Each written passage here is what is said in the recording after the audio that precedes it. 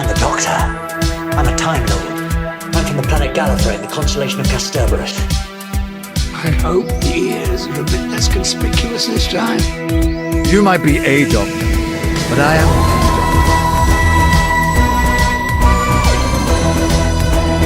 I'm a doctor, but probably not the one who looks good.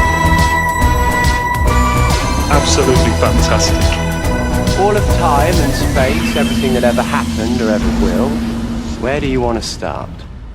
Hello everybody and welcome back to Bigger on the Inside, the new Doctor Who watch-along podcast. Sorry for that growl, I just made my chair. With me as always is Harry Murdoch. Hi Harry, how you doing? I'm alright, here I am as always.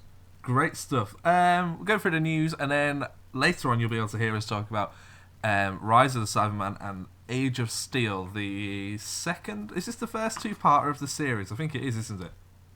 Yes, it is. It is the first of 3 two-parters in this series. That's right. So I'll start with last week, where we've talked about Russell T. Davies wanting Doctor Who to get slightly more ambitious, in the sense that he thinks there should be like a Doctor Who multiverse sort of MCU style thing. We did a video on it on the channel if people haven't caught up with that yet. Following on from Russell, he's thrown the name Ollie Alexandra, who is currently in It's a Sin. He thinks he would make a great next Doctor. What do you think of that? Was he the main guy in It's a Sin? Yeah, he's like, he's the main guy. The name escapes me of his character. But I've watched all of It's a Sin. It's really good, and he's great in it. I think he certainly has the acting capability. I guess the one thing is he looks really quite young. Yeah, I'm only I'm 2 episodes into the series, so I haven't really been able to sort of see his acting chops yet. But if he's a good actor, and I can see it, but I do feel like he looks too young. I think he's in his 30s, but he does look too young. Yeah, by the end of the series, I think he's at least 30 by the end, although he looks younger than 30. He looks kind of 20s to me. Yeah. That didn't stop Matt Smith. Like, everyone joked about how Matt Smith looked 12 when he got the role. Yeah, but I feel like Matt Smith had that sort of quality that made him look older, whereas Ollie is just baby face, whereas Matt Smith had sort of old eyes, if that makes sense. No, I know what you mean. Like, Matt Smith was kind of the first actor I saw playing the Doctor, where he said he was hundreds of years old, and I really believed it. Like, you got that sense that he'd been around for that long. I mean, maybe Alexander has the ability to also do that, but we'll have to wait and see if he does get cast. I mean, it's by far not the most outrageous suggestion I've heard for the next Doctor. No, there's some really naff ones out there. Moving on, this isn't really news, it's just an article I came across on Screen Rant the other day. They have a theory that Yaz has been replaced by an alien. Could I get some elaboration on that? You can do. So the first point is that Yaz was acting out of character in Doctor Who Season 12. Whilst there were hints to instability in Yaz's personality going all the way back to her first appearance in the show, Yaz's biggest change occurred during the opening of Season 12. While the Doctor and Graham were in Australia with a secret agent O, they are attacked by illuminated aliens, with the first one to enter the house being Yaz. So, I don't know, I guess they think Yaz has been taken over by an alien. Another point is, Yaz cut herself off from her family and her job. What else? What other reasons do they have? Yaz has been... we've already said that one. And what Yaz being an alien would mean for Doctor Who. So the basic only real reason is that she just hasn't mentioned her family or a job. I have to be honest, I don't feel like there's enough strong evidence to support this theory. I don't either. Like a rather tenuous argument. It's an interesting one. Like, I don't know when was the last time we had an alien companion was Nardal, was it? Yes. Yeah, it was, yeah. Which, I mean, actually that wasn't that long ago. But for the most part in Doctor Who, and especially in New Who, we've only had human modern day companions. So to have something a bit different, like an alien or something I'd like to see is a period companion, like a companion from a time period which isn't modern day. Yeah. I think either of those would be interesting to see. So it's something I'd be very open to seeing in the future. But as for Yaz, I really do not think that's a direction they're taking her, especially with kind of the way they're fleshing her out in stuff such as Revolution of the Daleks. It would be a cool reveal, I think, to say... I always quite like that idea of this character isn't who you think and this is when they changed. It doesn't necessarily work with straight-up main characters, but with side characters like Yaz, it would be a really good inclusion, I feel. With the way they've been treating Yaz, though, I'm very doubtful. Yeah. Just because of that bond that she has with the Doctor. Yeah. I've got another Series 13 rumour here for you as well. I have no evidence to support this. I just saw some fairly reliable source on Twitter tweet it out. They suggest that the TARDIS will be dying throughout Series 13 and that the Doctor is in a constant mission to fix her up and get her back to working order. Okay, is there any kind of like set photos or anything for this, or is it just kind of a script leak? It's just kind of a story leak, I think, or a story suggestion. Personally, I think that's quite a fun idea. I know when Pertwee first took over the role, he was Earthbound for his first series at least. So I think that would be quite a fun inclusion to suddenly have the Doctor trapped on Earth. Especially since a lot of these stories that I've particularly enjoyed are often the ones that are set on Earth. They seem to be the more fun ones. Yeah, I know my brother, his favourite episodes of Doctor Who were always the ones that were kind of in modern day contemporary. I think maybe it's just because for us it's kind of easier to kind of latch onto that. It's more identifiable. Although I've always been a big fan of kind of the period historicals. Yeah. Personally. I'd be lying if I said... Go on. I'd be lying if I said I wouldn't miss that element a bit if the TARDIS was dying and somehow kind of handicapped in its abilities of what it could do. Although it would be an interesting change of pace. I think it would be interesting, yeah. It's like, I feel like the TARDIS is a character that's never really explored. Apart from obviously that amazing Neil Gaiman episode, which we'll get to when we get to. But I always feel like there's no real story around it. It's just kind of this, like in Back to the Future, like the DeLorean is almost a character and it plays an important part of the story in each film, whereas the TARDIS just seems to be the it doesn't seem to sometimes have that much relevance to the story. It's just a means and an ends to get somewhere. I feel like the TARDIS is more character than the DeLorean. The DeLorean is quite a functional machine, but the TARDIS is very much, it's been quite explicitly said that the TARDIS is alive. Oh, yeah. And that regenerates like the Doctor does. Well, okay, maybe what I mean then is like actual stories surrounding the TARDIS. There isn't, to my knowledge. Okay. You wish you'd like some more stories that are actually about the TARDIS itself. Yeah, I feel that just to add a bit more history and a bit more, add to the mythology of it would be slightly more exciting. Like, I know I go back to my Back to the Future reference, but you look at all three of those movies and the time machine plays such an important part in that. The time travel elements in those films are massively important, where it sometimes seems that the actual element of time travel in Doctor Who isn't that important apart from just getting characters to a certain place. Like, once they get there, true. The time travel isn't important anymore. Yeah, I mean, I'm in two minds about this. Because, kind of throughout most of Doctor Who, the TARDIS and the time travel and the TARDIS has all kind of been kind of a means to an end. It's very much been kind of a functional storytelling kind of mechanic to allow the Doctor to go anywhere and do anything, but then the stories itself, it rarely serves a purpose. Kind of the main exceptions I can think of is a lot of the stories which Stephen Moffat wrote. He very much leaned into the possibilities of time travel and what that could do and how he could use time travel in the stories. And whilst that definitely works sometimes, such as in, say, Blink is a prime example. Yeah.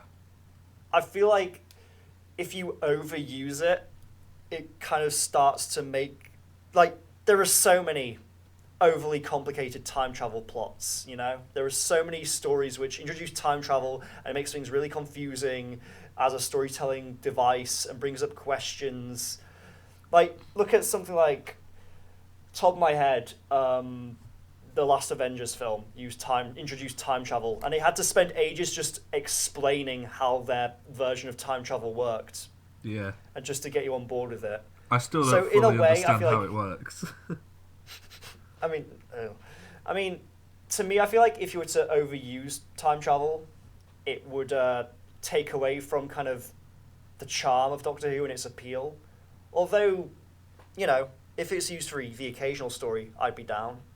Yeah, I think it'll be fun. Yeah, I'm not talking like a full series worth of it, but like just maybe a nice two-part time travel story would be great fun. That, as in, by time travel story, you mean a story that uses the time travel? Yeah, not just one where they travel in time and then they stay there for 45 minutes and they leave. Yeah. I want to see them traveling Honestly, through time multiple times in a relevant story. I have to be honest, I think my main apprehension is probably the Series 6 opener, the two-parter Impossible Astronaut, and what was the second part called? Yeah, I can't remember. Yeah, but I think for me, that was a story that really leaned into the time travel element, and I personally found it a bit too much, and started to find it a bit alienating, which, you know, Doctor Who, he's an alien. But joking aside, I just fear about getting an excess of stories that use time travel in that way and prove to be potentially alienating for audience members such as myself, who can struggle to keep up with what's going on. Well, maybe Doctor Who's just too clever and intelligent for you. Maybe you don't understand it because you're just a child and you don't understand this clever science show. Yeah, maybe I am. Maybe I'm just a bit of a dunce. I was going to say, whilst we're talking Doctor Who, what a rubbish segue. Alex Kingston. Speaking of Doctor Who, Alex Kingston would love to appear in an on-screen Doctor Who episode with John Barrowman. yeah, why hasn't that happened yet? I generally don't know. I'm just trying to find a quote here from Kingston. I've done a Big Finish audio with John Barrowman, but he wasn't physically in the room with me, she told RadioTimes.com and other press. So I would love to do another adventure with Captain Jack, and I would actually love to do it on screen with John. I so enjoy playing the role. She translates into audio extremely well. Yeah, well, they should meet because they obviously have some history because they share a vortex manipulator. And they both have quite a personal relationship to the Doctor. You know, River is married to the Doctor, and Jack is very flirtatious towards pretty much every Doctor that he's encountered. I mean, I think the dynamic there between those three very strong characters would be great. The only reason I can think that it never happened when River Song was on the show is that kind of during Moffat's run, River Song pretty much took the position that Captain Jack took. Yeah. In terms of kind of a temporary, sometimes appearing companion. I think there was some behind-the-scenes stuff as well with Moffat and Barrowman, where I don't think Moffat was maybe too keen on Torchwood or Captain Jack. Even though he sort of created the character, there was just some... I remember reading something about John saying that the reason Jack hasn't returned is basically because of Moffat. I'll just see if I can find that now. Is John Barrowman not a fan of Stephen Moffat? John Barrowman and Stephen Moffat. I'm just having a look. That's Reddit. I don't want to read that. Stephen Moffat is a little cross with John Barrowman. Here we go. Stephen Moffat is a little cross with John Barrowman after suggestions he's blocking the Torchwood revival. Looks like things are getting a little heated in the world of Doctor Who and its various spin-offs. Just a few days after former star John Barrowman told RadioTimes.com that certain egos were preventing his spin-off series Torchwood returning to TV, and then went on to hint that outgoing Doctor Who showrunner Stephen Moffat could be one of the said egos. Moffat has spoken out and he is not happy. You may be aware that John Barrowman has been saying publicly that I've been blocking the new series of Torchwood, the Doctor Who head writer said in a statement on Doctor Who News. To be very clear, I haven't blocked it. I wouldn't block it. I wouldn't even be able to block it. I didn't even know a revival had been mooted till I read about it on the internet. As John perfectly well knows, it's not my show, and I could not prevent it from happening. Prevent it happening that it could cancel. What the hell? As John perfectly well knows, it's not my show, and I could no more prevent it happening than he could cancel Sherlock. Okay. I am bewildered and a little cross even to be included in this conversation. For the record, I really like the show, especially the third series, and would be very happy to see more Monsters and Mayhem. Why not? But the fact is, it has nothing to do with me. Please pass this on to the anxious and the angry. I've had enough hate mail now. Ooh, what do you think of that? Yikes. Sounds like being Doctor Who showrunner is a bit of a thankless job. Harry, I can't hear you. Really? I was just saying it sounds like being Doctor Who... Can you hear me now? Now I can't hear Harry. Can you not hear me? Harry. Tim? Well, at least you'll have... Harry. I can't hear you. What about you might have now? muted yourself. Tim, no, I'm not muted. I'm not I read muted. that quote so well as well. Hang up and I'll call him back. Tim. Hello, Tim? Where'd he go? Okay, everyone. I have lost connection with Tim. I was able to hear him, but he evidently could not hear Maybe me. his phone died. He's answering back. Hello? Hello, can you hear me? Can you hear me? Yeah, you disappeared. I couldn't hear you. I could hear you throughout that whole thing. You could or you couldn't. Okay. Do we need to get back to what I was saying? Yeah, basically, I asked you, what do you think of Stephen No, Moffat being angry? I heard everything you said. Don't worry. Okay, go for it. Basically, I was just saying that it sounds like being the showrunner for Doctor Who can at times be a pretty thankless task. It sounds like a lot of people seem to assume you have more power and influence than you really have, and that a lot of blame is put on you for anything related to or adjacent to Doctor Who. Yeah, I suppose. I wonder how much control Moffat has over Doctor Who. Is it just the show he's in charge of, or I think it's just the show because. Sorry, go on. My understanding is that the spin-offs like Sarah Jane Adventures and Torchwood were and continue to be fronted by Russell.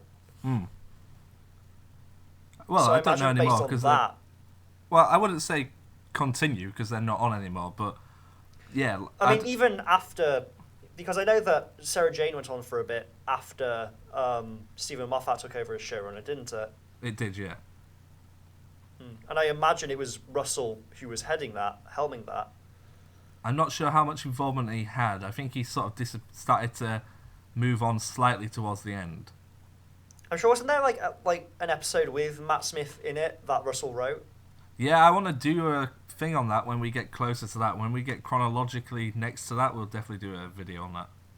Yeah, so I found that interesting that Russell moved away from Doctor Who, the main show, but then continued to be involved with the spin-offs. But anyway, I feel like that's digressing. In other news, still on Alex Kingston, she says she's sure River Song will meet the Ninth Doctor in future Doctor Who audio adventures. Alex Kingston has returned for a new series of audio adventures with Big Finish, and now the River Song star has set her sights on eventually teaming up with another former star of the sci-fi series. Kingston has revealed that she would love to work with the Ninth Doctor actor Christopher Eccleston, whose return to Doctor Who franchise was confirmed last year on a future audio story.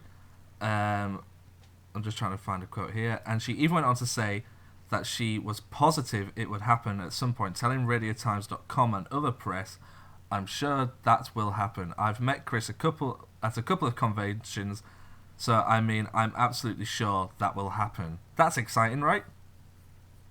Yeah, it's kind of inevitable, considering that in River Song's final TV appearance, she did the whole thing with opening up a wallet or something, filled with photos of all 12 Doctors up to that point.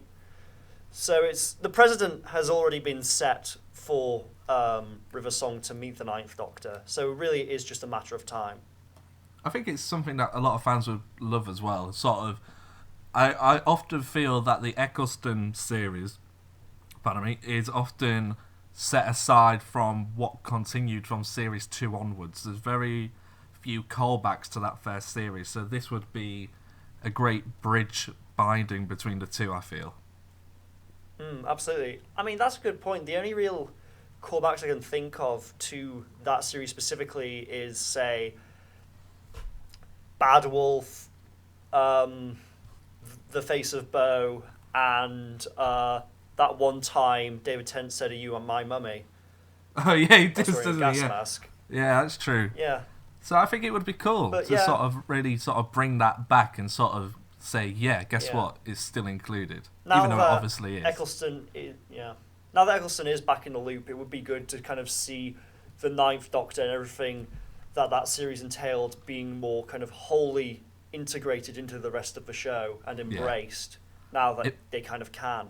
It must be hard at Big Finish not to get Eccleston on board and basically do everything that everybody wants in one go and sort of okay, you've got to ease Eccleston into it before we go. Yeah. Now we're going to do a story with Alex Kingston, and guess what? Now you're going to do an audio adventure with Tom Baker and then David Tennant. Do you know what I mean? They've got to spread that out. Can you picture Eccleston doing that? Can you envisage Eccleston doing Big Finish crossovers? I can't, and that's one thing I wanted to bring up on this is this just going to be a one and done thing? Is he just going to do this one series of audio adventures and that's it, or is he going to do several like Tennant has? I hope it isn't the last we see of Eccleston involved in the show, but I feel like my gut tells me that it was kind of a right time, right place, i.e. nationwide lockdown, not much work going on. Yeah, let's do Big Finish. 100%. That's what my gut tells me, that this series of stories will kind of be a one and done thing for Chris, and as soon as he can get back to acting work, TV work, that's where he'd much rather be. Oh, 100%. There's other work he would much rather do than do this, I feel. But then again, who's to say? Maybe he has to sign a certain contract that says, okay, you agree to do these, but you also have to heavily consider future stories, or maybe he's already signed up for future adventures that have yet to be written or produced. We'll have to see. I mean, I feel what will really kind of make up Chris's mind is how much he enjoys this experience, and we don't really know much yet about how Chris feels about it, because my understanding is that he's still, recording these stories. Nicholas Briggs did an interview where he mentioned that Chris was enjoying it and that the character came back to him very quickly. But then we saw him on Lorraine, where he did not speak fondly of working in live action Doctor Who, and the idea of returning to live action Doctor Who was, was probably the last thing on earth he'd ever want to do. I mean, perhaps with the passage of time, 15 years, and the different format, maybe working in audio is a lot less stressful than working on a TV set. Yeah. And perhaps now that he's had time to kind of see how beloved his Doctor is, perhaps kind of he feels very differently about the show in general. So who knows, maybe he'll come out of this with a very positive feeling. I hope so. See. I really do hope so. I've got fingers crossed. Yeah. I feel like as a fan, there's certain things that Doctor Who fans secretly want, and one of them is just for Christopher Eccleston to... I think he does realise how important that role is to so many people, but people want to be able to say that he enjoys it and that he is enjoying it still. Yeah. Yeah, but I feel like that's something we won't find out until, like, the release of these stories, or a little before. Yeah. You mentioned it there, the stress of working on Doctor Who, which leads me on to my last bit of news before we go into the podcast, and that is Billie Piper has talked about the possible return of Rose Tyler to Doctor Who. One of the biggest stars of the Russell T Davies era of Doctor Who recently made a high-profile return to the show, with John Barrowman reprising his role as Captain Jack for the festive special Revolution of the Daleks after a brief cameo in Series 12. But another popular companion from the mid-2000s, Billie Piper, has now ruled out returning to the beloved sci-fi program. The actress who starred as Rose Tyler said that she wouldn't go back to Doctor Who. I've got to see if I can find a quote here. I wouldn't go back. It's a great role, but you're away from your kids for a long time. My experience was that you were in Wales for 9 months solid, and as a job, it dominates your life. It's mainstream family viewing, so you can't really escape it. It feels like it makes you very, very famous. Okay. Yeah. So what I I sort of statement? feel like maybe when she was asked that question, she didn't understand how much involvement Barrowman had. Maybe she realised that he had been in season 12 and thought he'd been in it throughout. But I think what the interviewer, or what fans at least would like, is just Rose to appear for a special like Jack did. That's pretty much what I was going to say. I was going to say what Billy was talking about there was returning in the context of doing a full series. Although I feel like what fans would expect if she were to return would just be a one-off or maybe a 2-part special at the most, which would be a much smaller commitment. Although that being said, even if she did that, there would probably be a big media circus around it and she'd be back in the spotlight, and maybe that's something she referred to there, and maybe that's something which, even despite possibly being on set less, is still a commitment she doesn't feel she's in a place to take on. I can't blame her. Billy's in a very different place in her career now to where she was when she did Doctor Who. She's, she had that series on Sky, which has been very well received. Yeah. I imagine that'll get a follow-up, and I imagine that's probably where she wants to focus her creative energy right now. I mean, she also did return to the role in Big Finish. She did Audio Adventures with Tennant and then did her own spin-off story set on the parallel Earth. Maybe... I imagine that this isn't the very last we will see of Billie Piper as Rose Tyler in some form, in some medium. We will see her again. I can almost put money on it that she will return to Big Finish in some form or another. If you have Tennant and you have Eccleston, you're gonna at some point have Rose in there as well. And maybe for the main show, I'm not sure about the return of a cameo. Personally, I know a slight divergent here. In the New Year special where Jack mentions Rose, the Doctor does not react.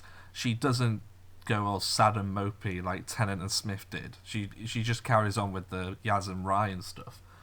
And it makes me think that maybe the Doctor has actually moved on from Rose, because it has been thousands and thousands of years for that character. It's only been 10 to 15 for us, but for the Doctor, like, she was in that prison for 500 years. Yeah.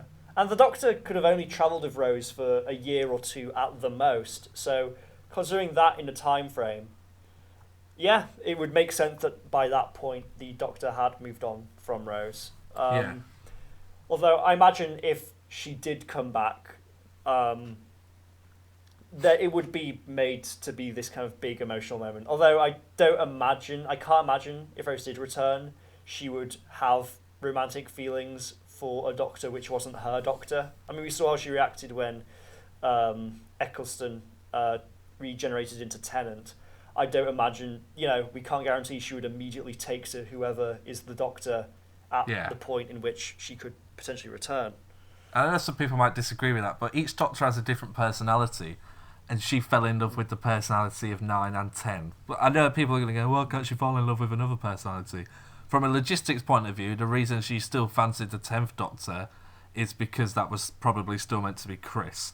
And from a story point of view, it would have just been more endless writing for them to... It would have been easier for the writers just to go, okay, she still fancies the Doctor. I actually heard an interesting theory about the Doctor's regenerations.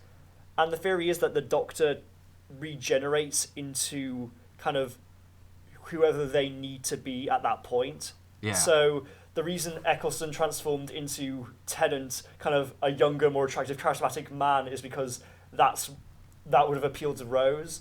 And then Tennant, who was towards the end quite a melancholic,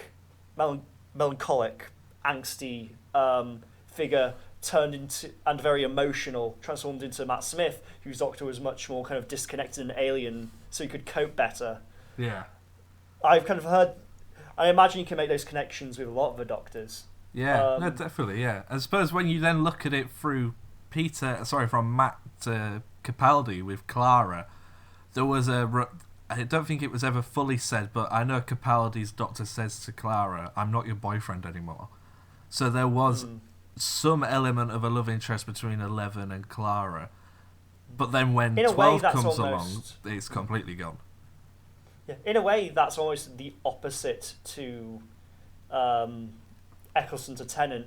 In a way, perhaps it's a thing of like the Doctor's regenerative powers, or the Doctor realizes that having a romantic relationship with a human can be a dangerous thing, and so it was almost a defense mechanism to turn into an older man who Clara wouldn't find attractive.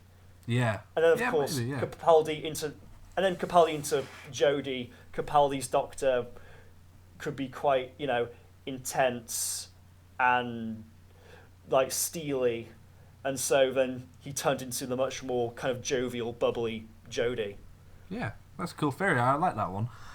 Do you want to move on and get everybody into the watch-along episode this week? Oh yeah, we need to do the transition. Yeah. Just give me a minute, Harry. I'm just going to move my microphone stand, which is made out of a particular type of material. Really? What kind of material is it, Tim? It's made out of steel, Harry. A lot of things are made out of steel nowadays, aren't they? Yeah, we're living in a real age of steel. I've just realised that's not the first one. The first one's the Rise of the Cybermen. Speaking of Rise of the Cybermen... Enjoy it, guys. We'll see you later. Bye! Bye-bye! Shut up! Shut up! Shut it down, pop up!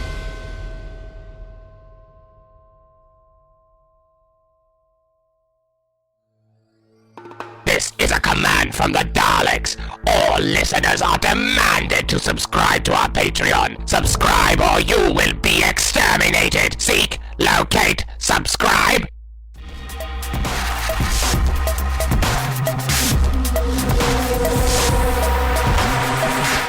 What's the point in having you all? You just listened to a load of fun jingles telling you to subscribe to the podcast, and they shouldn't they, Harry? Absolutely, absolutely. Like, I subscribed to the podcast, best decision of my life. Everything's gone up since then, Because you weren't even on the podcast. You subscribed, and I let you come on as a special treat. Absolutely, yeah. And he's completely overstayed his welcome. Anyway, we're doing the Doctor Who watch-along. We're doing Doctor Who Series 2, Episode 5 and 6, which are called What, Harry? The Rise of the Cybermen and Age of Steel, both by Tom McRae. That's true. We normally, when we get to some two-parters, we tend to split up and we do individually, but usually the mid-season there tends to be a two-parter, Aliens of London. What's the second part of that called? World War III and Aliens of London, and now this way we'll do them together. Maybe when we get to the end of the season, we'll split those two specials up. Because we're still to get to the episode that introduced me to Doctor Who. We still haven't got there yet. I never saw this go out. We still haven't got there. Wow. So we'll start with Rise of the Cybermen.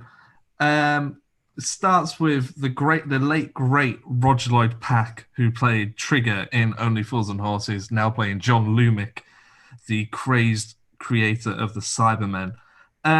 One thing that I noticed is, obviously, because this is parallel Earth, that these Cybermen are brand new. There's never been Cybermen before. Like, they're being created from scratch. Yeah, and obviously that gave them the opportunity of this alternate Earth for them to play with the idea of what if humans created the Cybermen. Yeah. Because I don't know about exactly how the timeline and origin of the Cybermen works, because I know the very originals are obviously from Mondas, but then I don't know if all the Cybermen from the classic series after that were also from Mondas, or if they were from different planets. I'm not too sure. I think it's implied that they're from Mondas and they're just evolved. So you might get new Cybermen that aren't from Mondas, but they evolve from the ones that are. It's not like Yeah. Daleks where they are made on Skaro. It's like Right, Cybermen okay, can so be they, sort of like- made wherever. Okay, that makes Yeah. sense. Yeah, because that said, it's still my understanding is that Cybermen have always been people that have been turned into robots. I believe that's true. Could be completely wrong on that, but that's always been my That's right, understanding. that's So it's absolutely fun that they've. It's sort of strange yet fun that they've kept that element of the story. But I guess that is what the Cybermen actually are. That's what makes them slightly scary. I mean, it's a very similar concept to the Daleks, isn't it? Because weren't the Daleks originally a more humanoid creature that were then converted into those kind of robot machines? Yeah, I don't think the idea was to always have them be actual alien beings inside a robotic shell. I think they were just meant to be robots. Oh, really? I don't. I generally, that's my understanding. I wouldn't want to say that for sure. I believe that. I believe I might be correct in that. So we go to the inside of the TARDIS with the Doctor and Rose and Mickey, with Mickey holding his little button. The first thing I noticed is that the TARDIS chair's moved. It's now at the other side of the TARDIS, so that threw me off. As an avid fan of Doctor Who, I found it disgusting that they should move the chair. I also thought the Doctor's being a bit of a dick towards Mickey. Yeah, the Doctor's kind of gone back to his kind of ninth Doctor ways of kind of completely belittling. Well, it's not really him like actively belittling Mickey as much as it's just total ambivalence towards him. Like, Yeah. by this episode, he's constantly forgetting about or just dismissing Mickey. Yeah, no. Yeah. I don't To know the about you, point but where what... Mickey is. Go on. It's kind of, we'll get to this later, but it's kind of got to a point where Mickey's almost kind of taken advantage of the fact that he's overlooked by the Doctor. Yeah. There's a real awareness of that in this episode. Yeah, I've been watching a lot of this series and thinking, how would this have played if it was Christopher Eccleston's Doctor? Because I imagine some of these stories were written for Chris, and then, whatever happened, and they had to switch it to David. Some of the episodes I think fit really well with David, and I struggle to see Chris in them. But an episode like this, I think, would have fitted the Ninth Doctor really well. Absolutely. I think the one bit for me that really struck me as kind of something that the Ninth Doctor would have very comfortably fit into is when they go to the alternate Earth, at the parallel Earth, and Rose sees the advert of Pete Tyler, and he's the Doctor straight up, "That's not your dad. Your dad's dead. This isn't your dad." That felt very, very reminiscent of the Ninth Doctor. Yeah.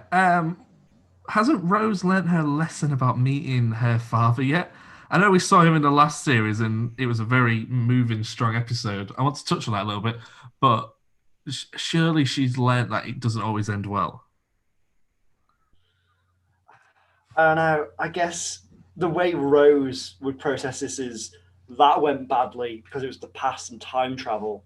This isn't even my own timeline. So the same thing surely can't happen, right? Yeah. Because at first, the 10th Doctor is sort of really against it. He's like, no, you cannot. But then when they're sitting outside the party, he's like, oh, well, I could sneak us in. And I'm like, where's his like boundary line? Like, I don't get what his deal is here.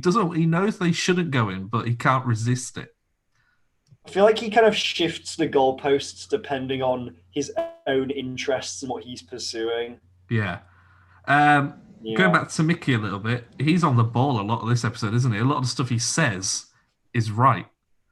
Like when they get out the TARDIS and he grabs the newspaper and he's like, apart from the blimps in the sky, he's like, what are we all worrying about? We're in London. This is the date. This is where we are. This is what this means. When he takes his finger off the TARDIS, it instantly blows up. Yeah, we've got to see some original CGI of the TARDIS here, didn't we? Of it falling out of the time vortex. Yeah, we had. Yeah, that I did sort of puck up for that shot and sort of look at it where it's got that sort of blue explosion behind it instead of just using the generic opening title sequence. Yeah, I feel like that, along with all the kind of blimps, this felt like one of the episodes which definitely got prioritized when it came to the budget. Yeah, everybody's wearing AirPods. Everyone's wearing fun Cybermen AirPods. But I like the fact that this would have been 2006 and that would have been seen as like really cool. But now I'm Yeah. wearing, as we talk, I'm wearing in-ear wired headphones, which are smaller than the ones that they use in the show, which are wireless. um, Jackie Tyler, what do you think to the new Jackie? She's definitely not. Although, like, the 10th Doctor goes on about how Pete isn't Rose's dad, Jackie is definitely not Rose's mum in this one. Yeah, there's that contrast. I feel like Jackie is more different to Earth Jackie than Pete was when we last saw him in Father's Day. Yeah, absolutely. There's Absolutely. definitely, but maybe that's because we've seen Jackie more, we know more about him. Maybe if we got to know Pete Tyler more, we would sort of maybe see some more differences. But we only knew him for 45 minutes in that Paul Cornell episode, and that's it. Yeah, perhaps. I mean, I feel like of what we see of Pete here compared to Father's Day, he's definitely got that same kind of well-intentioned spirit. The only difference is that this one's less of a screw-up because he's actually managed to make something of one of his wild schemes. The Cybermen have some great music, and they always have great music, especially in Tomb of the Cybermen with that do do do do do. But especially in this, they have some really good music in this. I know we haven't really talked much about Murray Gold's music. We talked about it in the very first episode, but if we were to talk about every single score that he does for Doctor Who, that would be a whole separate podcast. Yeah, it would sound like a broken record because every episode would be like fantastic music from Murray Gold. Yeah. But no, I think you're right. We should draw attention to the kind of Cybermen motif that they establish here is very effective. Yeah. There's a lot of characters in this, isn't there? The first 10 minutes we're introduced to new Jackie, new Rose. New Jackie, new Pete, Mickey, the Doctor, Rose, John Lumick, his assistant who gets killed. That's 8 new characters in the first 10 minutes. Yeah. Oh, and not to mention the president of England, The president of the UK. The president of the UK. I've never seen that actor in anything else. I've only ever seen him in this. Because this episode actually early on answered one of our questions about Aliens of London and World War III. Oh, does it? We were asking about whether or not. Yeah, because we were asking. I think we even mentioned it in the last. No, we mentioned it in the Revolution of the Daleks trailer reaction about whether or not the Prime Minister in that one was meant to be Tony Blair. And here, when Vicky's talking about the parallel Earths, he says, so this could be a place where Tony Blair was never elected. Yeah, so they sort of seem to come and go, don't they? Sometimes they seem to side with it and sometimes they don't. I know Doctor Who doesn't very much touch on politics, but I suppose if you had to label it as a political show, it would more be a left-winged Labour type of show. So maybe that's why in recent years, for instance, when we talked about Revolution of the Daleks, we talked about the Prime Minister in that is very Theresa May-like, but is clearly not Theresa May. And maybe that's because they're on a right... I don't know. The scene where the Doctor kicks the TARDIS and Mickey's response is, did that hurt? And he's like, yes. No, there are a few kind of exclusive 10th Doctor Mickey interactions, and those I really enjoy. Like the ones when I'm just kind of chilling in the TARDIS. Yeah. They feel quite... Yeah, there's lots, isn't I there? was just saying, it just feels... Sorry, go on. No, go for it. They just feel quite just grounded and refreshing and just like nice, because this is the only chance you really get for the 10th Doctor and Mickey to have a bit of a chin wag. So Yeah. It's cool to see. Yeah, it is a bit, isn't it? With the Ninth Doctor, you get bits of it, but it's the same sort of just kicking Mickey down all the time. Do we meet Ricky in this episode? Do we meet Ricky? Yeah, we do meet Ricky in this episode, don't we? Towards the end, yeah. Yeah. Okay. We can talk about Ricky a little bit, because the reason I wanted to bring Ricky up is because the Ninth Doctor repetitively calls Mickey Ricky. Oh yeah. It does, and I've always wondered: is there something there? Has the Ninth Doctor met Ricky before, and maybe Big Finish could explore something like that when they have the Ninth Doctor? But I've always thought that seems too much of a coincidence for Russell not to notice that he's called Mickey Ricky twice over 2 seasons. Well, if, like we said, this was an episode written originally with the Ninth Doctor in mind, I imagine they would have worked some kind of joke in there. Yeah. Like I can imagine, like they could have very easily done it, but like the Ninth Doctor would actually just really warm up to Ricky and just to kick Mickey down even more, just like become really chummy with Ricky. He's like, "Oh, this guy's great." Do you like him, Rose? He's better than. He's real nice. You should go on a date. It's like he's setting him up all the time. Hey, do you know if Ricky's single?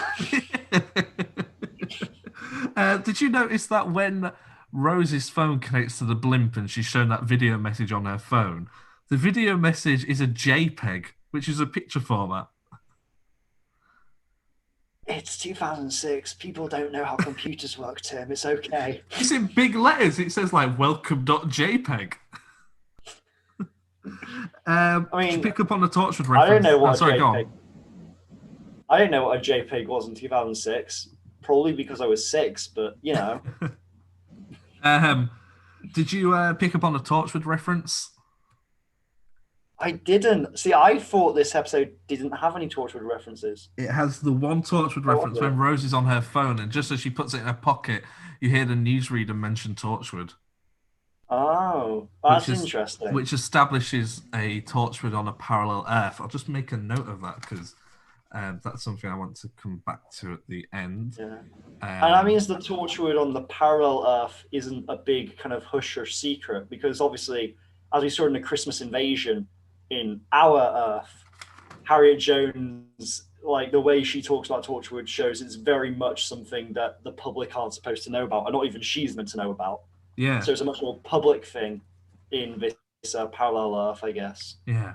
Another character we're introduced to in Rise of the Cybermen is Andrew Hayden Smith as Jake. A character I always really liked as a kid for some reason. I think it's because he looks cool. He's quite young. He's got blonde, spiky hair. He wears like cool black outfits, and he just runs around just sort of being slightly badass all the time. He's also played, like I said, by Andrew Hayden Smith, who at the time of me watching Doctor Who was also a presenter on CBBC. He was like their Ian Sterling, I guess, or whatever it is now. I don't know who presents CBBC now, but I didn't watch a ton of CBBC growing up, at least not the stuff with presenters. Did they make a big deal about the fact he was going to be? Well, do you remember? I don't know because I wasn't watching Doctor Who at the time. Weren't you? Oh, of course you No, I do join at some point, but not yet. No, so I might. They may have done, but I honestly can't remember. Yeah. So, did you also hear the fact that when Mickey goes to see his gran, is it his gran he goes to see, or his aunt? Yeah, it's either his gran or his nan. I think it's his gran. Yeah. When he's like talking to those army officers, they're like, "Of course you can go through. The curfew's not lifted yet." And I was like, "Oh, more foreshadowing of what's to come. We've already had quarantined hospitals, face masks, and disinfectant, and now we've got curfews as well." I mean, you know, at least we don't have military action here yet. Maybe if we go into a third lockdown. I mean, is it tomorrow that we technically come out of lockdown? The 2nd of December. Yeah, because we're recording on December 1st. Did you open your advent calendars today? No, I've not got an advent calendar. Oh, I've got one. I opened it. It was nice. It's the first time I've been on my own with an advent calendar. The temptation just to eat it all in one go has never been stronger. Oh, what theme is it? It's just a boring Cadbury's one with Father Christmas on. The Cadbury's a good chocolate, man. Like, yeah, it's good chocolate, but it doesn't. Okay, here's my thing with Christmas advent calendars: is they should go up to Christmas Day. It should go up to but then they go up to the 24th, don't they? It should go up to the 25th, and the last chocolate should be the biggest. In these Cadbury's ones, they're not. They go up to the 24th, and it's the same size throughout. So what's the point? Yeah, because there are some like that are really cool where on the 25th you have like a special little small like I don't know. Yeah. It's usually, you know, like something like the Lego ones always have like a Lego minifig or something. I mean, I said the Lego ones were on another level because there's a little something in each one of those. Yeah, exactly. Lego advent calendars are on another level. The street where they're walking down, where everybody suddenly stops and the Doctor and Rose are looking at Rose's phone. It says they're downloading music, jokes, sports, everything to their headsets. I've been on that street. Really? Yeah. Is it in Cardiff? Yeah, it's in Cardiff. Like when I was younger, my parents took me to the Doctor Who exhibitions in Cardiff. And if you went into the I think it's called the Millennium Dome, or not the Millennium Dome. What's it called? Like the big build. Where the Torchwood Tower is, and there's that building opposite with that like almost like gold arch that comes out of it. It's like a really weirdly shaped building. If we went in there, because that's where they filmed New Earth, and in there they were giving out like Doctor Who maps where you could go around Cardiff and go to all the different filming locations, and we ended up there. There's a picture of me somewhere standing on the same street, and you can see the phone box in the background. Anyway, I made another note here. We can go back to it a little bit. Is that the 9th Doctor? I know the 10th Doctor gets them inside the party. I don't think the 9th Doctor would have even let them go inside. You don't think so? No, I don't think he would have. I think they would have just been straight, stay in the TARDIS. We're not messing around with this again because we remember what happened last time. I mean, yeah, that's true. Yeah. Whereas the 10th Doctor is very much, all right, let's go walk about a bit. Yeah. What do you think to the effects with Mickey and Ricky, with having them both in the same scene? I mean, it works for me because I never thought much about it. There was only one scene, I think, which was in the second half, where it just kind of briefly crossed my mind, these effects are pretty good. So I think they were pretty seamless, but they didn't even like cross my mind during watching. Yeah, they're not too bad. There's one bit that stood out to me, and it's when Mickey's tied to the chair and Ricky's walking behind him. As Ricky walks behind him, you see like when you're looking at just Mickey, you don't see it, but it's not until someone walks behind him that it's highlighted, is that there's a very thin green outline around Mickey. And there's a light source coming, as you're watching it from an audience point of view, it's on the left. It's on the character's right, the audience's left, light across his face. And as Ricky passes it, the light doesn't go out. It's still on his side of his face, even though it should have gone out because Ricky's walked in front of the light. Okay. But so was it kind of like one of those... Was it...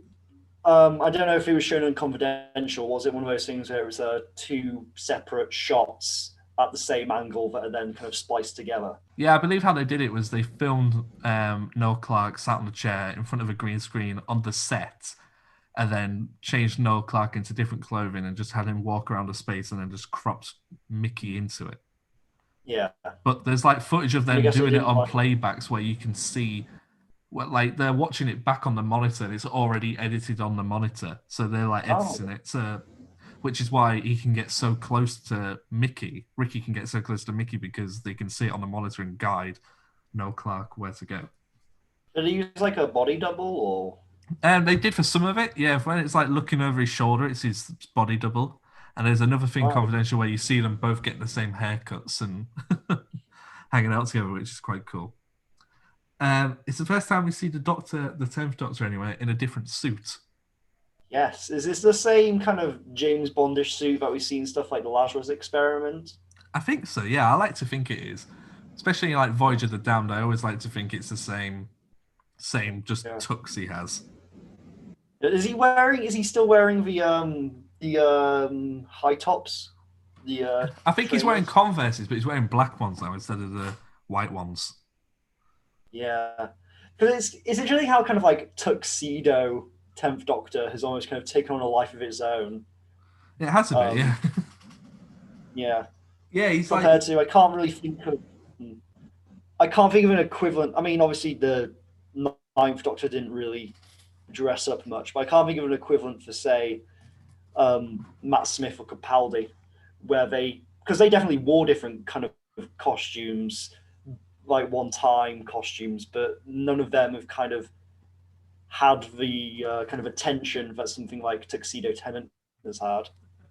That's true. Did you pick up on the line where Rose is serving at the party and she says, "I've had enough of this back home"? I instantly thought, first of all, when was the last time Rose went home and went to work? Secondly, when she is at home, she works in a shop. She didn't serve food to people. Was it? When did she say that? Was that in response to something someone said, or? Yeah, it's when they're walking out carrying the trays, and she's like, "We're waiters." It's like, if you want to know what's going on, you work in the kitchen. And then she says, "I've had enough of serving people back home," or something like that. But Rose hasn't been home since. Last time we saw her at home was Christmas, and then the time we saw her working before that was probably that was 12 months, because she goes missing for 12 months. So it's been around 2 years since she's been to work. Yeah, and I imagine when she is home, I don't I bet Jackie doesn't like let her get a job or anything. No. He's like, oh, you only have me for a short time, Rose. I'm gonna pamper you. Yeah, that's exactly what I thought. I don't know what she's on about. What other notes do I have here? It's called Rise of the Cybermen, yet they seem to keep the Cybermen hidden for the majority of the episode, but they put the title of the villain in the episode title. You think that Age of the title should have maybe been swapped around, have this one be called Age of Steel and be a bit more vague about it until the Cybermen were revealed? Yeah, because the second episode is the rise of the Cybermen. They're recruiting new Cybermen. They're rising. Whereas Age of Steel hides the element of that they are Cybermen. It makes the reveal at the end slightly better. But then again, the next time promo bits always give away the monster. Yeah, I guess like you're right. The promo for Dalek shows the Dalek go exterminate. The promo for this had they telling like it's Cybermen, and you see the Cybermen marching. Yeah. Even though it's my understanding of Parallel Earth is that everything's the same, but everything is completely different. Yeah. But not everything is completely different. Some things are exactly the same. Like, if it was Parallel Earth, surely Pete and Jackie wouldn't have been married. The parallel of marriage is divorce. Oh, but they are divorced. Yeah. They are divorced, aren't they? But they're keeping it a secret when Pete talks to Rose at the party. Of course, yeah. My apologies, Ross. You were picking out the important bits and pieces. Rose seems okay with her dad this time. She doesn't seem that fazed by the fact it's her dad. She's just like casually talking to him, like she maybe hasn't seen him for a couple of months. But she's not like. You wish she had a bit more of a reaction. I feel like, okay, what do you think of this episode? These two episodes with the inclusion of Pete Tyler, in hindsight, with what we saw in Father's Day. I feel if we didn't have Father's Day, these two episodes would be slightly more impactful. But because Father's Day was so good, that it sort of loses some of its impact. Yeah, I wonder if it was kind of a conscious decision of, all right, we're not going to hit that same emotional peak that we hit with Father's Day, so let's not even try and do something completely different with Pete. Yeah, I guess you're right, though, because he was a good character, and I remember saying to you at the time, it's a shame we never see this Pete Tyler again. We don't see this version of him.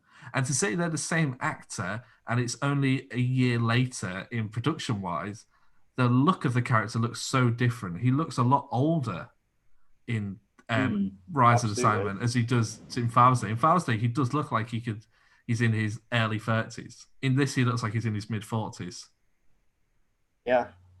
It's kind of crazy what you can do with just a small bit of a... haircut. Yeah, haircut, makeup, goes a long way. I mean, look at me, like, I grew up... So you grew a beard, I mean, people can't... Yeah, like if I don't have a beard, I look like I don't know how old I look to you with a beard, but without a beard, I look like 18.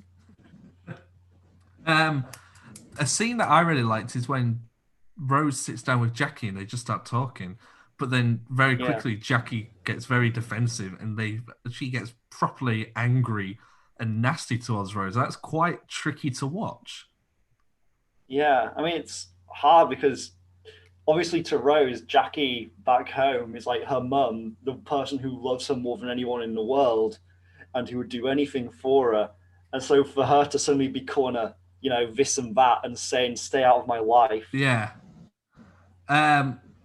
Okay, so here's a debatable topic. Not episode quality. I'm talking the quality of the monster and the store and the actual monster itself, not the episodes they've been in. I would say the Cybermen are better than the Daleks.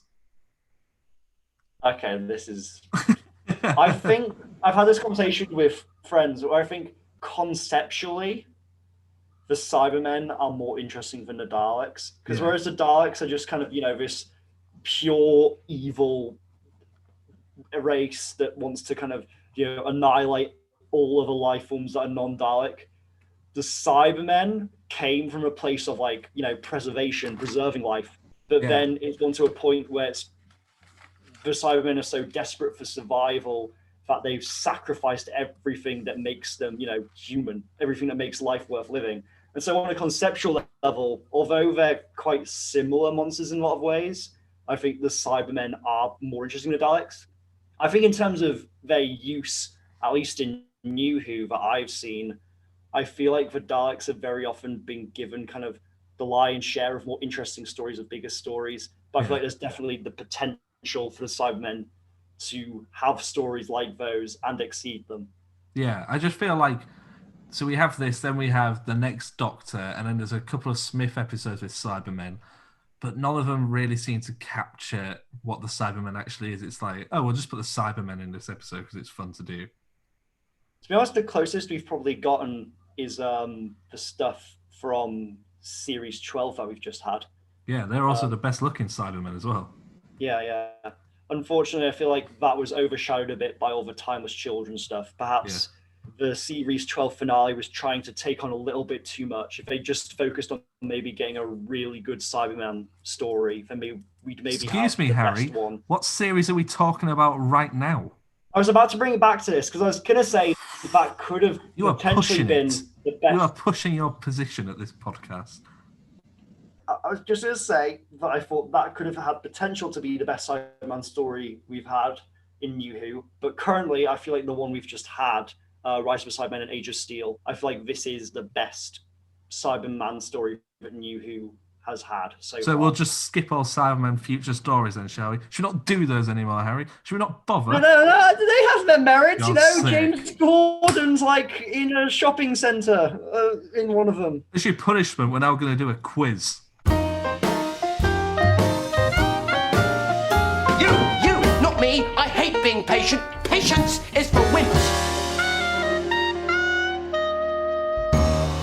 Oh, already? Okay. Okay, question number 1. What is the maximum amount of time the Doctor thinks Mickey has had his finger on that button for? What do you mean? Like, you know, okay. How long hasn't Mickey had his hand on the button? Or okay, so here's the thing. I've picked 3 questions here. All of them I think are very easy, right? Yeah. When Mickey asked the Doctor, how long could I have when could I have taken my finger off this button? And the Doctor goes through, he says 5 minutes, 10 minutes, and so on. What's the highest number the Doctor says? 29. Yes! You got one! That's why I had to clarify, because I knew the answer. I just had to clarify exactly to make sure.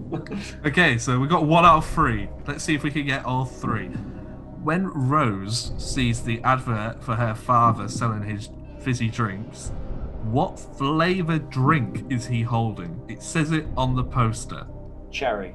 Yes! 2 out of 3. Can we get 3 out of 3? To be the first time. How old does Jackie Tyler say she is? 39. Yeah! It's only taken nearly 2 seasons. But you finally got 3 out of 3. And that means we never have to do a quiz again, right? Because if I get one of them perfect, we're all going to be perfect now, right? Age of Steel, the follow-up episode. Do you want to go straight into that one? Yeah, sure. I thought the way they concluded the ending of the Rise of the Cybermen was such a cop-out. I found it was such a cop-out that it kind of came round to not being a cop-out. Because there's this whole thing of like, the technology was cornered, like, you're going to be deleted. And then what does he do? Does he pulls out a sonic screwdriver and it looks he pulls out the little green thing that him and Mickey find. Was that it? Oh, from inside the TARDIS. Yeah. So that was some residual TARDIS energy that then disintegrated the Cybermen. Yeah. Wait, so you're telling me that like the Doctor could just have like a little bit of that bad wolf power just on the go for any adventure? That would, yeah. To be fair, he couldn't he? Just defeat like 30 Cybermen. He could just put it back in at the end. Yeah. That'd be incredibly helpful. You know, imagine all the little corners they could have got out of if he just whipped out the TARDIS energy. I had the question is, why don't they just drive into the Cybermen? What do you think would happen? Do you think they'd all fall over, or do you think they're like that bit in Batman versus Superman, where Batman drives into Superman and Superman doesn't move and the car bounces off Superman. Do you feel like it'd be like that, or do you think they would just fall over? I feel like the Cybermen, I don't know. Either the Cybermen would be just like completely toppled over, or they'd like just punch a hole in the car and like pull someone out. That'd be so sick. Like, like Terminator. The way that Arnold Schwarzenegger's Terminator just grabs stuff in midair and it just stops. Yeah. That's what they should do with Cybermen, is make them more Terminator. That's very fitting, yeah. I really liked Ricky's death. The way afterwards Mickey turns around and he looks, and there's no music, there's no sound. It's just Cybermen looking back at him through this metal gate, and he's thinking, it gives him such a glare. Yeah, they do. They don't do anything. They just stand. But they're thinking, how the fuck are we gonna get out of this? How are we gonna get him now? Yeah. That's great, because they could have gone very over the top and had Mickey have a big like, no, Ricky, but no, they downplayed it, and I feel like that really paid off. Yeah, you got that great moment. Helen Griffins, who plays Mrs. Moore, I think she's a really good fun character in this second episode. It's a shame we don't get much more of her in Rise of the Cybermen. Yeah. She has some cool moments until she's disposed of. I really like her death, though. I think it's really good and unexpected, because you think it's going to come when they're trying to climb up the ladder and through the drain. Yeah, she'll make some sacrifice, but no, she just gets taken too soon. Yeah. Being chased in the tunnel, I love that scene. It's great, where she thinks one of them's moved, and there's that shot of like 30 Cybermen, one by one, just turning to the camera. What else do we have here? Oh, I must say that when we see them recruiting people and being turned into Cybermen, and you see all like the Edward Scissorhand needles and scissors coming down like that. Yeah. The CGI is terrible. No, that's probably the lowest quality CGI in the whole series. Yeah. I think part of it is that we don't really get a sense of places exactly where those things are meant to be. We don't see it in relation to any real objects or people, so it just feels a bit just disconnected from the rest of the scene. Yeah, I remember seeing that as a kid. Like, the first time I saw that, I remember thinking, that's terrible. It looks so bad. I was only like 7, but I knew it didn't look good, because it's then followed by a scene of like 2 Cybermen like stomping and turning around, and the camera pulls back. And I remember looking at them and thinking, it looks like something straight from a video game. It just didn't look very good. But then, like, we have werewolves running around that look fantastic. Yeah.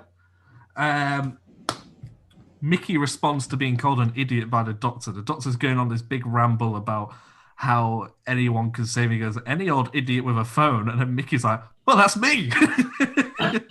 Oh, that's so funny. Like, I got her getting out of his just he's like, idiot. I'm an idiot.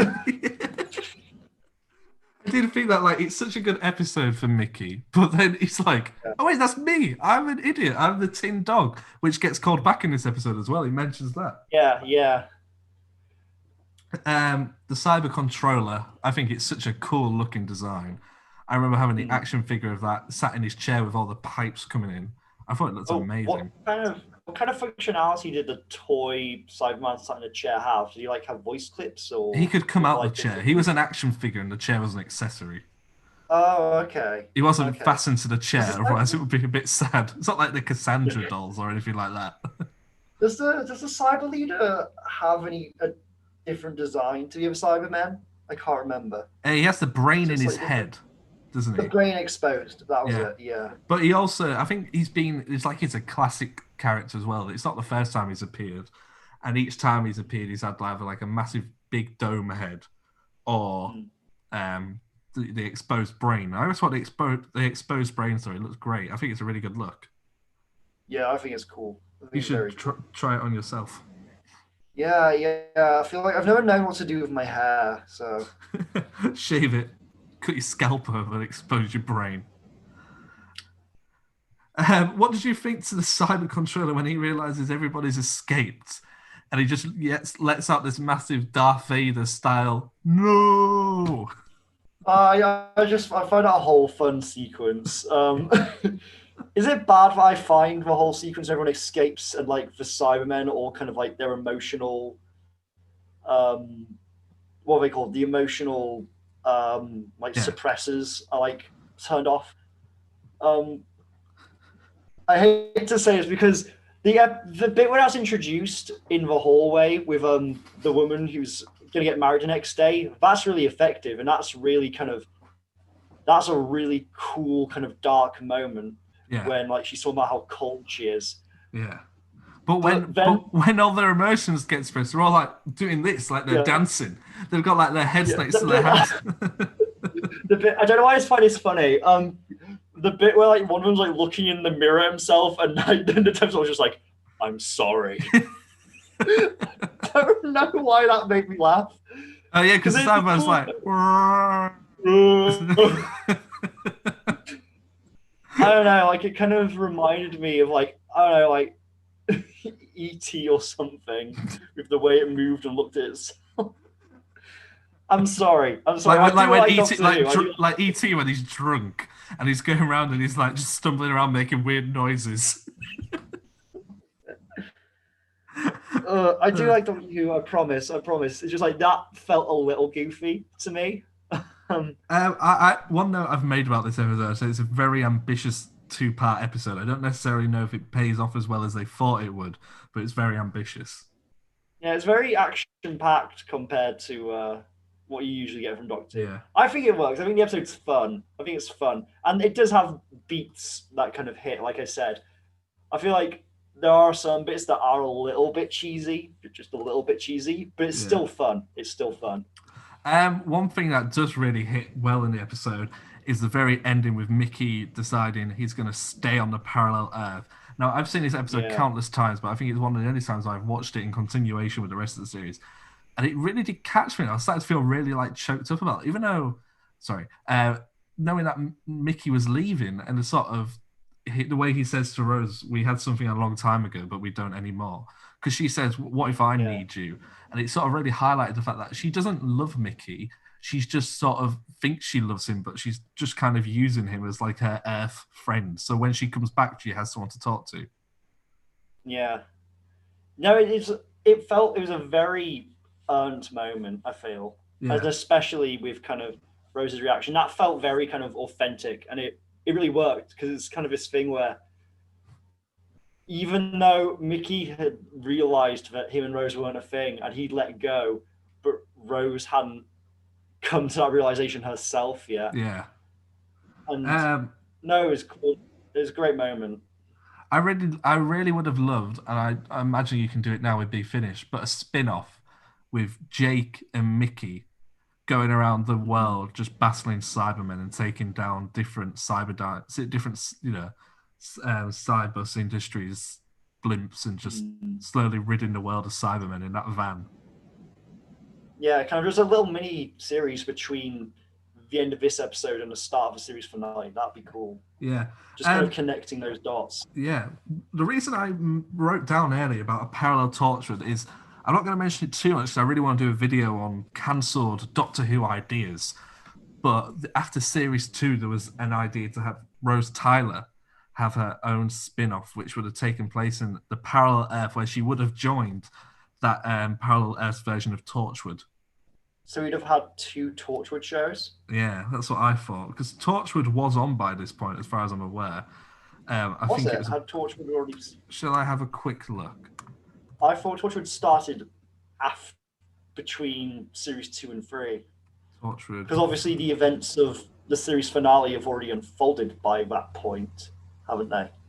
Torchwood first aired in 2006, the 22nd of October 2006. So that will have been after this series concluded. Series 2 dates. Doctor Who Series 2 aired the 15th of April and finished on the 8th of July. So yeah, after Series 2. Yeah. So yeah, I imagine they scrapped that and then gave Jack his series instead because it makes much more sense. Are we after series? Are we going to take after Series 2? Before Series 3? Are we going to go through all of Torchwood?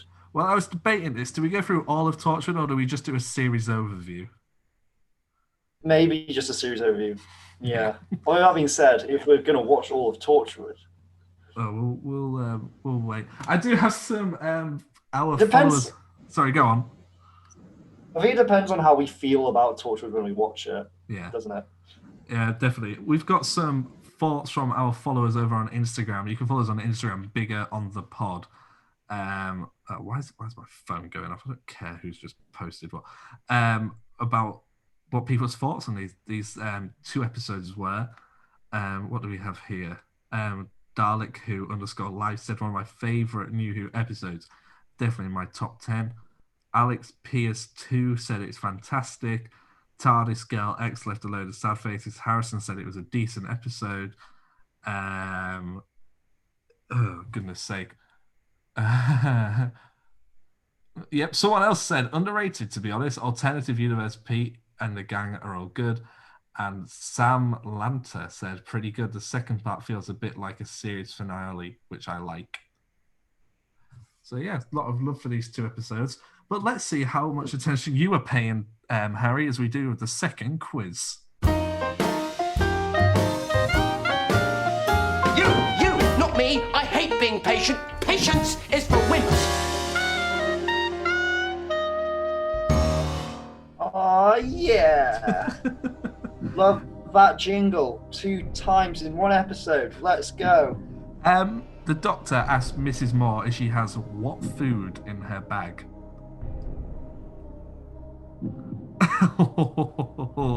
What does I'm going to get all of these ones wrong, aren't I? I want to say spam. Oh, hot dog. He asked if she's got a hot dog. So you got that one completely wrong. What is the name, the human name of the Cyberman who is due to get married? She says her name. Bonus point if you can tell me the husband's name that she says. Is the husband called Keith? Nope, so you're not getting your bonus point. Can you get the main point? What is her name? Rachel? Sally. Last question. Let's see if you get 1 out of 3 on this one. Where does Jake asks Mickey where he learnt to fly his blimp? What is Mickey's response?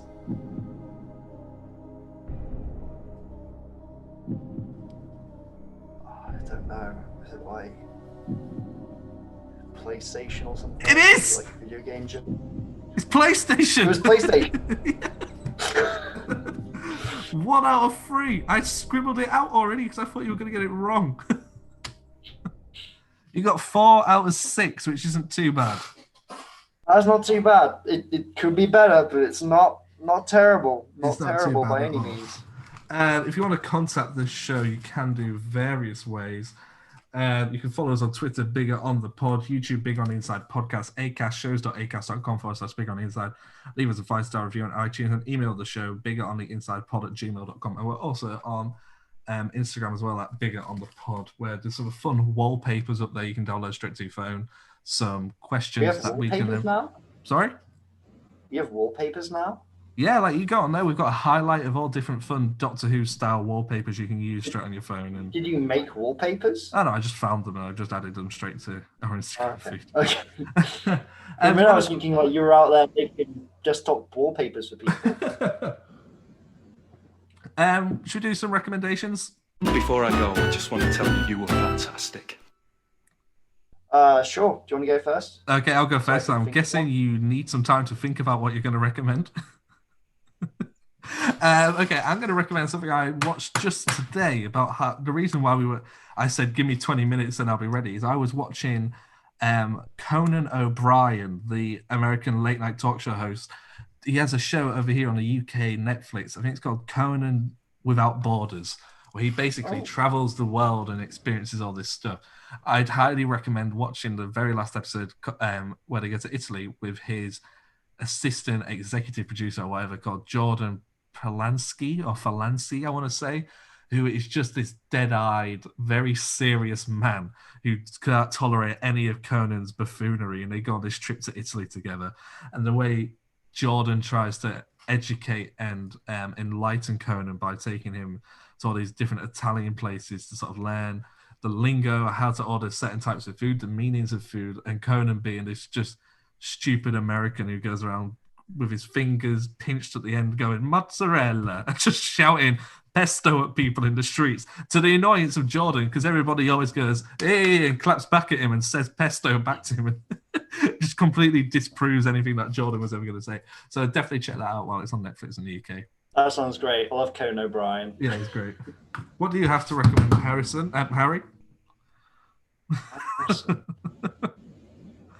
I do apologise. You're just thinking of Harrison the whole time when we do these podcasts, aren't you? Well, it's because he left one of the reviews on our Instagram, so I was thinking of him. I'm going to see him in about 10 minutes. All right. Are you recording another thing with him? No, I'm going out. Oh, right. Oh, okay. I see how it is. Maybe I don't want to record something. Okay, fine. I'm going to recommend the film, The Meyerowitz Stories. Yeah. It's on Netflix. It's by the same writer and director. I think his name's Noah Baumbach or or something. It's the same guy who made a Marriage Story. But this is something he made, I think, the year or a couple of years before, and in my opinion, it's way better than Marriage Story. Oh, really? And it's basically about this. Yeah.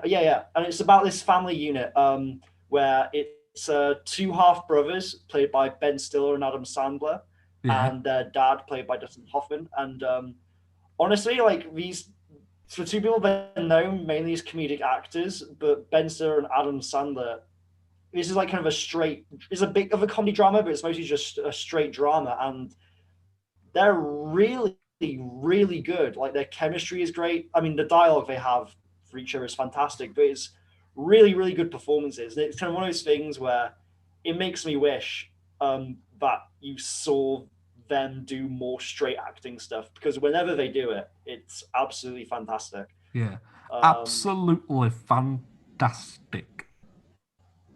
God, do I sound northern? No, not really.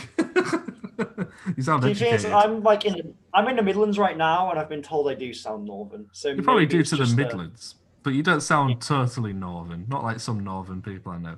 Like I think I sound slightly northern, but certain words I don't pronounce with a northern accent.